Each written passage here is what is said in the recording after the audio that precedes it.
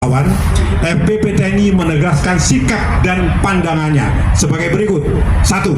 Menyerukan kepada seluruh anak bangsa untuk kembali meneladani semangat perjuangan para pahlawan dan Panglima Besar Jenderal Sudirman, yaitu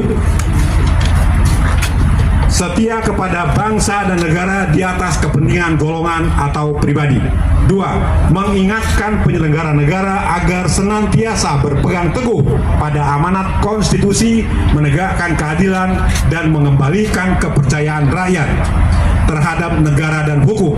3. Menolak segala bentuk penyimpangan konstitusi, penyalahgunaan kekuasaan, dan pelanggaran etika bernegara, karena hal itu mengkhianati pengorbanan para pahlawan yang telah menegakkan kemerdekaan bangsa. Dengan semangat patriotisme, kami menyatakan sikap tegas sebagai bentuk tanggung jawab moral terhadap bangsa dan negara. Maka dengan ini FPP TNI menegaskan 3 tuntutan yang harus segera disikapi, yaitu 1. Adili Joko Widodo atas dugaan penyalahgunaan kekuasaan dan pengkhianatan terhadap prinsip keadilan serta demokrasi. 2. Makzulkan Gibran Rakabuming Raka karena proses pencalonan sebagai wakil presiden telah mencederai konstitusi, moralitas, dan keadilan rakyat. 3. Reformasi Polri secara total agar kembali menjadi pengayom masyarakat, bukan tugas dari negara pemerintah. Kami mengingatkan bahwa pengkhianatan terhadap konstitusi adalah pengkhianatan terhadap cita-cita kemerdekaan. Demi kehormatan bangsa dan kedaulatan rakyat, kami tetap setia pada Sabta Marga, Sumpah Prajurit, dan Negara Kesatuan Republik Indonesia. Yogyakarta, 10 November 2025, Forum Purnawirawan Prajurit TNI, FPP TNI, beserta tokoh dan masyarakat.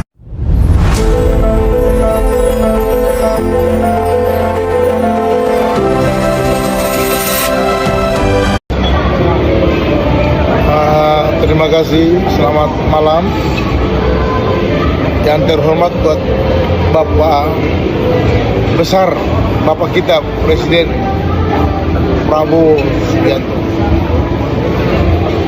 Saya melihat hari-hari ini berita yang luar biasa terkait tindak pidana korupsi, perampasan aset. Saya adalah seorang prajurit berpangkat pertama. Kebetulan saya juga salah satu ahli dan pakar kejahatan pejabat tindak pidana korupsi. Saya S1 di Untak, S2 saya di Untak, dan saya salah satu joki tentang ilmu politik Undip.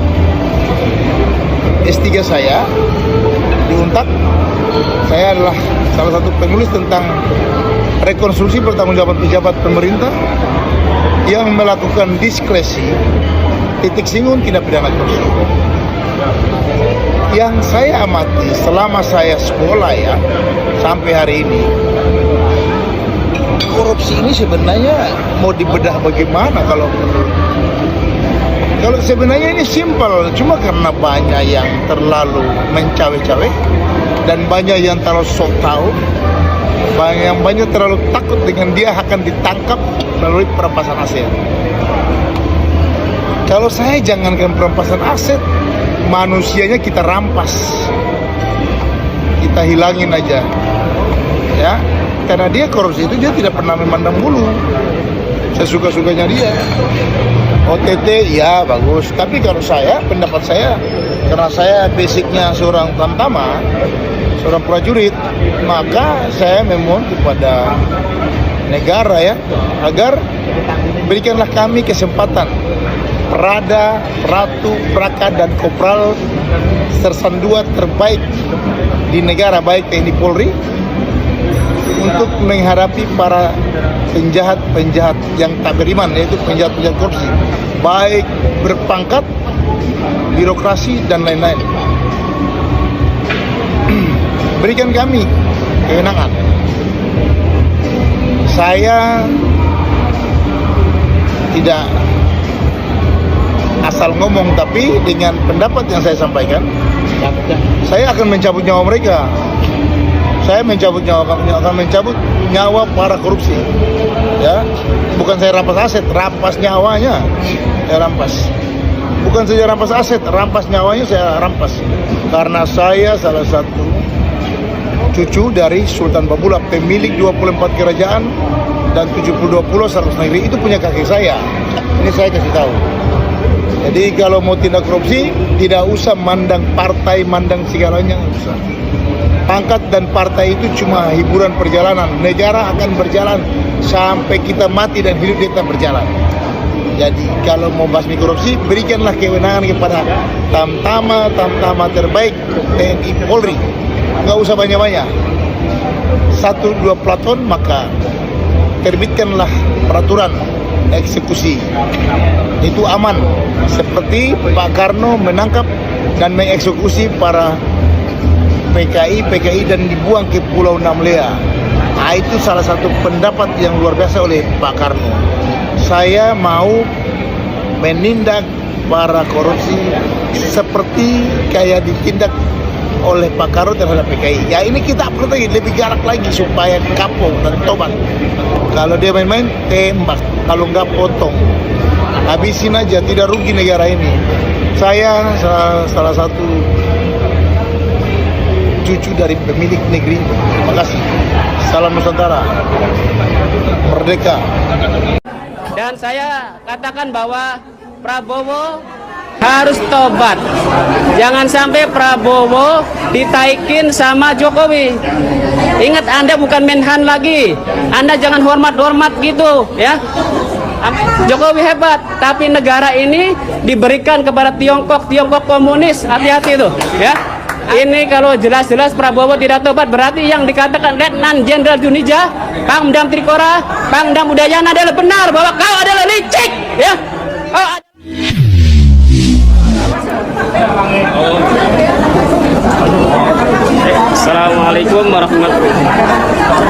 Assalamualaikum warahmatullahi wabarakatuh. Salam perjuangan rakyat Indonesia. Kami ingat, ya, saya Okam Kota Bekasi, lahir di Cirebon. Saya ingat kata-kata Bapak Letnan Jenderal Dunija. Pada waktu itu dia sebagai Pangdam Udayana dan pernah juga menjabat sebagai Pangdam Trikora. Beliau mengatakan jangan percaya sama Prabowo. Tapi saya pada waktu 2014 saya masih percaya sama Prabowo. 2019 saya percaya sama Prabowo. Bahkan pada waktu Prabowo jadi Menhan juga saya masih percaya ada itikat baik bahwa dia sedang menaiki kuda Troya masuk ke sarang lawan. Tapi sekarang ini saya dibuat gembira sebentar, ya. Kemarin dia kirimkan TNI Angkatan Laut untuk mencabut bambu-bambu, tapi ternyata sampai sekarang tidak ada hasilnya. Bahkan pejabat negara sekelas Kejaksaan Agung pun sudah mundur dari persoalan tanah PIK 2 ini. Dan juga sinyalemen dari Menteri ATR Lusur Mbahya juga dia lemes ini, ya. Jadi ada apa dengan negara ini? Kalau semua pejabatnya sudah pada loyo semuanya, Garudanya sudah tidak bisa terbang, bagaimana nanti ke depannya bangsa ini? Makanya rakyat jangan diam saja, kita harus bersatu, ya.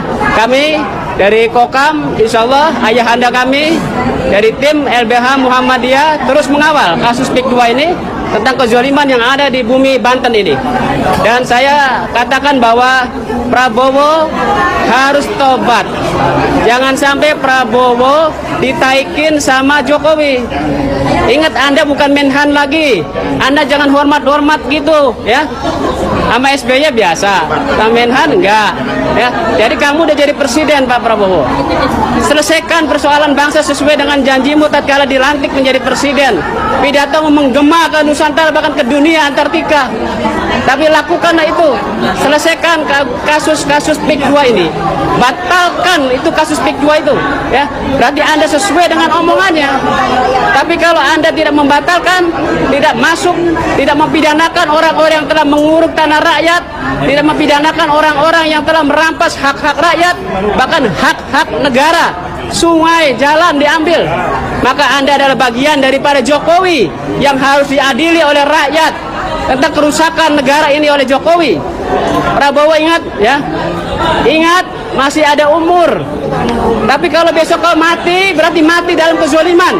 Karena kau berkolaborasi dengan kejahatan. Sudah tahu bahwa Jokowi itu merusak konstitusi, merusak tatanan negara, meninggalkan korupsi yang mega ras, ya semuanya nggak jelas. Tapi Anda tidak menyelesaikan kasus-kasusnya. Anda malah sungkeman sama beliau. Berarti Anda itu adalah bukan Prabowo yang sebenarnya. Anda hanyalah orang yang sudah dicuci otaknya oleh Jokowi, bahwa Jokowi itu hebat seperti orang kampung yang dikasih sembako. Ya, Jokowi hebat, dikasih sembako 10 kg beras, duit 300.000. Jokowi hebat, tapi negara ini diberikan kepada Tiongkok komunis. Hati-hati itu, ya. Hati-hati Pak Prabowo, Anda sebetulnya lebih pintar, tapi Anda apa sudah pikun? Apa Anda sudah tua? Lupa akan perkataan Anda yang 3 bulan kemarin. Maka dari itu saya ingatkan, segera sadar dan jangan berikan ruang kepada penjahat negara. Jangan bertekuk lutut kepada aguan itu, ya. Seperti Jokowi, bertekuk lutut. Kapolrinya sudah nggak jelas. Tidak ada itu kata kasus aguan yang memanfaatkan kasus itu dibebaskan semuanya. Maka dari itu, ini kalau jelas-jelas Prabowo tidak tobat, berarti yang dikatakan Letnan Jenderal Junija, Pangdam Trikora, Pangdam Udayana adalah benar, bahwa kau adalah licik, ya. Kau adalah manusia yang licik, benar itu, ya. Itu saudara saya, Bu, uas saya mengatakan 2014, awas hati-hati dengan Prabowo. Maka kalau nggak sekarang ini nggak tobat, berarti yang dikatakan Letnan Jenderal Junija itu benar, bahwa Prabowo licik, ya. Tobat saudara Prabowo, hentikan semuanya. Judul aja nggak selesai tuh Kapolri, ya. Kalau judul diberantas jangan akar-akarnya, biangnya tuh, ya. Yang dikatakan dulu kata di Mesut Tommy Winata dan yang tangkap semuanya. Cina-Cina itu biangnya, Pak. Yang ditangkap tuh biangnya, ya. Demikian, terima kasih. Kalau seandainya kau benar, tangkap semua aksi-aksi judul, tangkap semua kemungkaran, baru negara ini akan sejahtera. Assalamualaikum warahmatullahi wabarakatuh. Hadirin kaum muslimin dan muslimat, kalau tidak salah kita akan menghadapi Ramadan 97 hari lagi. Ada hadis Rasulullah, hadis pendek yang berbunyi mana qasat sodaqat min amli, yang artinya sodakoh itu tidak akan mengurangi harta. Semoga kita adalah orang-orang yang pandai bersedekah, berwakaf dan berinfak. Terima kasih. Bersama Muhammad Zafian Cirebon. Wassalamualaikum warahmatullahi wabarakatuh.